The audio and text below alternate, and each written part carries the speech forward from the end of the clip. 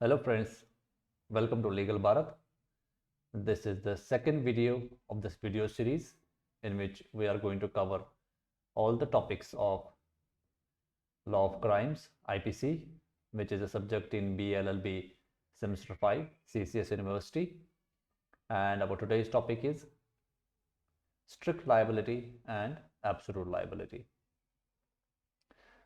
Friends, let's try to understand first such offenses in which the offender is not at fault, means the offender does not have any intention to cause any harm to other person. So the basic difference between strict liability and absolute liability is based on the fact whether the defense of mistake of fact is there.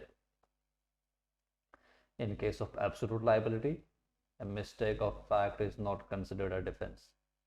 Basically, absolute liability is more stringent, more stricter than strict liability.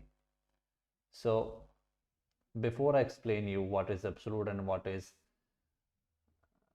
strict liability, let us try to first understand what is no fault liability.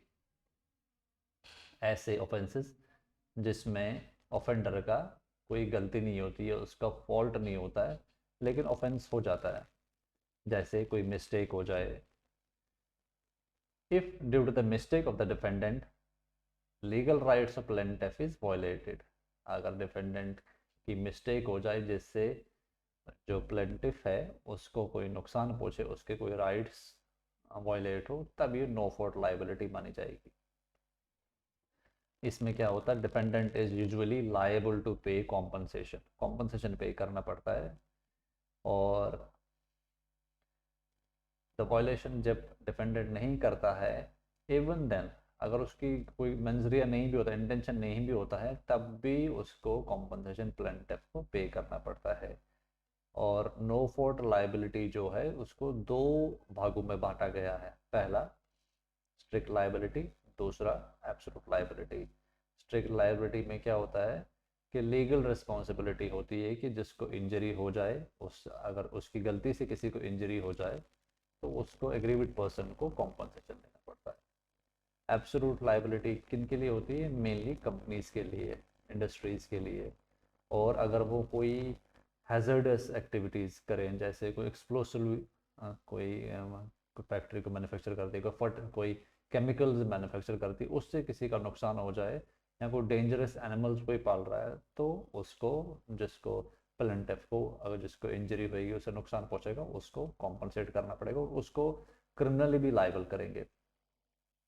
Talks about person, और यहाँ पर enterprise, जैसे मैंने बताया आपको. Escape necessary, इसमें जो अगर कोई हार्मफुल सब्सटेंस है अगर आपकी पेरीमीटर से, डिफेंडेंट की पेरीमीटर से चला जाए, या किसी ने कोई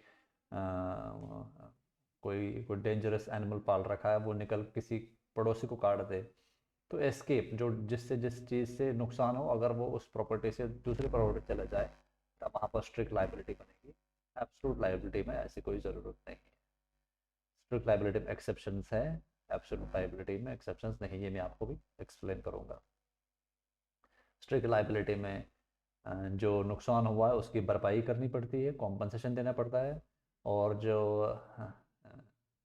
एब्सोल्यूट लाइबिलिटी, इसमें क्रिमिनली लाइबल करते हैं. What is strict liability? Strict liability होता क्या है? बेसिकली ये 1868 में केस हुआ था, रायलैंड्स वर्सेस फ्लेचर. उसके बाद ये स्ट्रिक्ट लाइबिलिटी का प्रावधान बना. मैं इस स्लाइड को स्किप करता हूँ, आप चाहो तो वीडियो को पॉज करके इसको पढ़ सकते हो. नेक्स्ट स्लाइड में आपको एक्सप्लेन करूंगा रेलैंड्स वर्सेस फ्लेचर का क्या केस था. ये इसी रूल ऑफ स्ट्रिक्ट लाइबिलिटी जो है वो इस केस के आधार पर ही बनाया गया था. इसमें क्या हुआ था, रेलैंड और फ्लेचर दो पड़ोसी थे. रेलैंड के अपनी लैंड में उसकी माइंस थी, जबकि जो फ्लेचर था उसकी लैंड में एक मिल थी उसके पास. फ्लेचर को क्या चाहिए था, उसको मिल रन करने के लिए बहुत ह्यूज अमाउंट ऑफ एनर्जी चाहिए होती थी. तो उसने क्या करा, उसने एक पानी का रिजर्वेयर बनाने की सोची, ताकि पानी की मदद से फिर वो अपनी मिल को रन करे।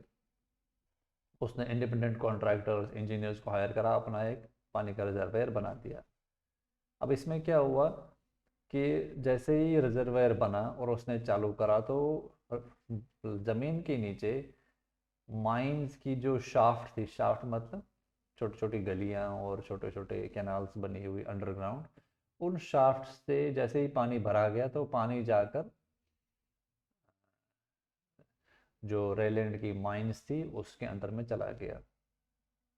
रेलैंड ने उस पर केस कर दिया फ्लेचर पे कि भाई मेरा नुकसान बहुत हो गया है, तुम इसकी भरपाई करो, तुम्हारी गलती की वजह से ये नुकसान हुआ है। फ्लेचर ने कहा कि भाई मेरी तो कोई गलती नहीं है, ये तो इंडिपेंडेंट कॉन्ट्रैक्ट्स इंजीनियर्स जो मैंने रखे थे उन्होंने गलती करी है, मैंने तो ये रिजर्वायर बनाया नहीं है। आखिरकार कोर्ट में ये फैसला हुआ और जज ने ये बोला कि नहीं, फ्लेचर जो है वो लायबल है एंटायर लॉस के लिए जो रेलियंस को हुआ है। उसके बाद ही ये concept of your rule of strict liability का प्रावधान आया आईपीसी में। एसेंशियल क्या है इसमें, मेन एसेंशियल या प्रिंसिपल्स क्या है? पहला, non natural use of land. Natural use मतलब जैसे अगर उसने पानी अगर खाने पीने के लिए रखा होता तब केस नहीं बनता, लेकिन अब जब उसने मिल चलाने के लिए यूज रखी को रिजर्वायर बनाया तो नॉन नेचुरल में आएगा वो। Non natural use of land, dangerous substance होना चाहिए जिससे किसी का नुकसान, और एस्केप, वो जिस चीज़ से नुकसान हो रहा है वो एक प्रॉपर्टी से दूसरे प्रॉपर्टी में जानी चाहिए। जैसे इस केस में पानी उसकी लैंड से रेलैंड की लैंड में चला गया था। ये नॉन नेचुरल और ये डेंजरस और ये सब्सटेंस और इसके भी यहाँ एक्सप्लेन किया गया है, आप इसको वीडियो को पॉज करके उसको पढ़ सकते हो। अच्छा, अगर ये किसी को केस हो जाए तो एक्सेप्शंस क्या है इसमें? इसमें एक्सेप्शंस क्या है? Strict liability, plaintiffs own fault, plaintiff खुद ही कुछ गलती कर दे और उसको नुकसान हो जाए तब डिफेंडेंट लायबल नहीं है डैमेजेस पे करने के लिए। एक्ट ऑफ गॉड, या भूकंप आ जाए, कुछ आ जाए, प्राकृतिक आपदा आ जाए जिसमें डिफेंडेंट कुछ कर नहीं सकता। म्यूचुअल बेनिफिट के लिए अगर कोई बनाते हैं तो फिर नुकसान हो जाए तो उसमें भी डिफेंडेंट जो है वो कॉम्पनसेट करने के लिए लायबल नहीं है। एक्ट ऑफ स्ट्रेंजर, कोई दूसरा कोई अगर कोई शैतानी कर दे, शरारत कर दे तो उस केस में भी डिफेंडेंट लायबल नहीं है। स्टैचुरी एक्ट, कोई कानून आ जाए तो तब भी लायबल नहीं है, एक्सेप्शन से। ये एक्सेप्शन यहाँ एक्सप्लेन्ड है, आप चाहो तो इस वीडियो को यहाँ पॉज करके इस स्लाइड को पढ़ सकते हो। वैसे भी मैं ये सारे नोट पूरा पीडीएफ में ये टेलीग्राम चैनल पे शेयर कर दूंगा। अच्छा, अब एब्सोल्यूट लायबिलिटी क्या होती है? एब्सोल्यूट लायबिलिटी ये होती है कि इसमें एक्सेप्शंस नहीं होते हैं, यही इसका फ़र्क है स्ट्रिक्ट लायबिलिटी से।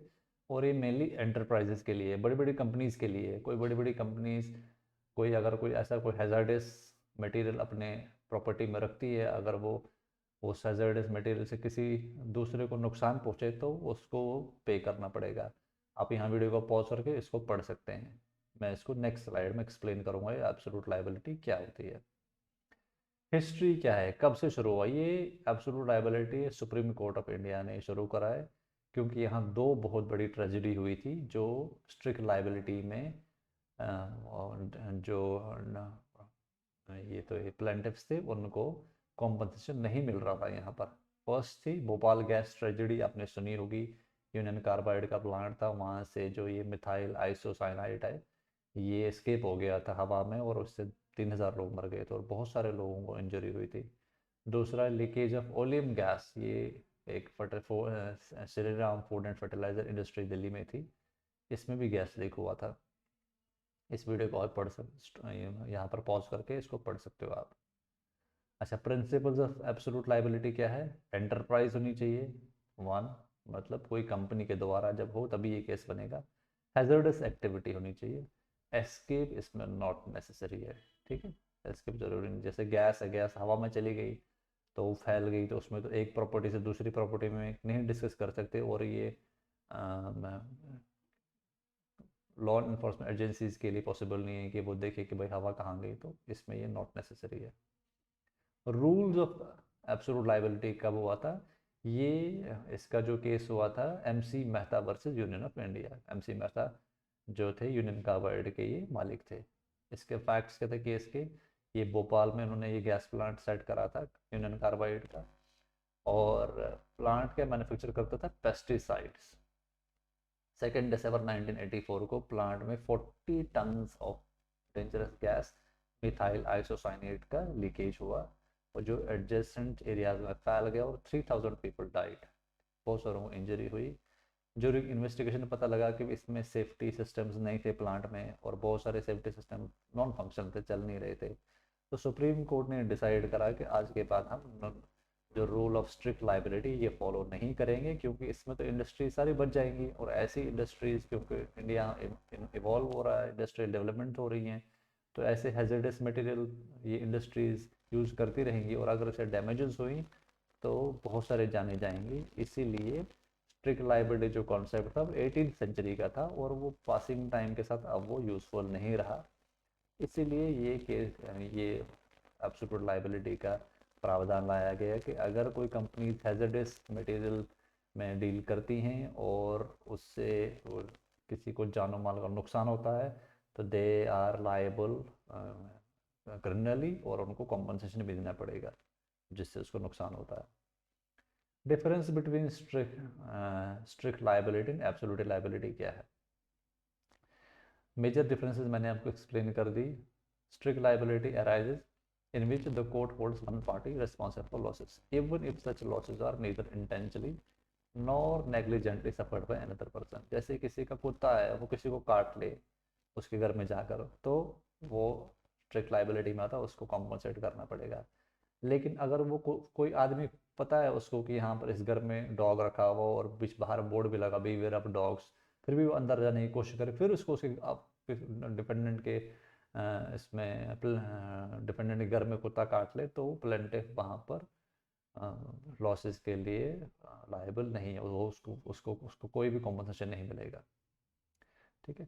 Offence of strict liability will get number of defences. Absolute liability में कोई डिफेंस नहीं है। While strict liability applicable to person, absolute liability is applicable to enterprises। commercial undertakings के लिए absolute liability यूज होती है। In case of strict liability, escape of hazardous or dangerous components from one perimeter of the owner is necessary। strict liability case में मतलब जो hazardous component है owner की जो प्रॉपर्टी उससे जाकर दूसरी प्रॉपर्टी में जाएगा तब जाकर स्ट्रिक्ट लाइबिलिटी बनेगी, लेकिन एब्सोल्यूट लाइबिलिटी में ऐसा कुछ नेसेसरी नहीं है। In case of strict liability, defendant has got certain exceptions जो वो यूज़ कर सकता है, लेकिन एब्सोल्यूट लाइबिलिटी में डिपेंडेंट के पास कोई एक्सेप्शन नहीं है। ठीक है। और वो लाइबल होएगा उसके लिए जो भी उससे कुछ हैजर्डस मटेरियल से किसी को कोई नुकसान पहुंचता है। तो कॉम्पनसेशन क्या होता है? Payment of compensation strict liability में जो डैमेजेस होती हैं वो उसको कॉम्पनसेट करके देनी पड़ेगी। एब्सोल्यूट लाइबिलिटी में क्या होती है? डिटरेंट इन नेचर, जो ऐसा हो कि ऐसा कॉम्पनसेशन कोर्ट तय करती है ताकि आगे से कोई भी ऐसी कंपनी ऐसी कोई एक्टिविटीज़ ना करे जिससे कि बहुत लेवल पे लोगों का मास डिस्ट्रक्शन ऑफ प्रॉपर्टी हो या एनवायरनमेंट हो। ठीक है। इसी के साथ ही हमारा ये टॉपिक ख़त्म होता है। नेक्स्ट टॉपिक में मैं इसमें आपको एक्सप्लेन करूँगा जॉइंट और कंस्ट्रक्टिव क्रिमिनल लायबिलिटी क्या होती है। वीडियो बहुत लंबा हो जाएगा, इसलिए ये वाला अगला टॉपिक हम नेक्स्ट वीडियो में कवर करेंगे। If you got any questions please post them in your comments. अगर आपको नोट्स लेने में कोई प्रॉब्लम हो रही है तो आप मेरे को टेलीग्राम पे मैसेज कर सकते हैं। I will share this link in Telegram. View format में शेयर करूँगा गूगल ड्राइव का लिंक, तो आप उसको डाउनलोड कर सकते हैं। और वीडियो को लाइक करें और अपने दोस्तों के साथ फ्रेंड्स के साथ शेयर करें। Thank you very much. मिलते हैं नेक्स्ट वीडियो में।